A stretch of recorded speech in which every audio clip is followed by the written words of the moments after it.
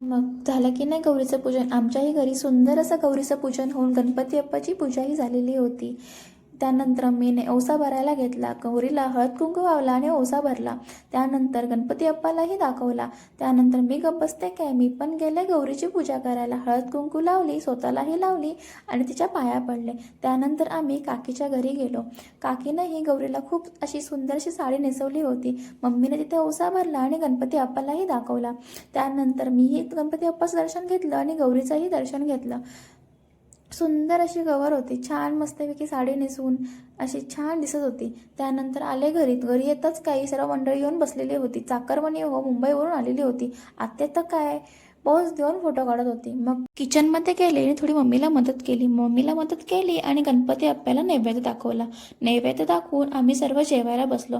खूप दिवसांनी एकत्र जेवायला बसलो म्हणून मज्जाही खूप येत होती.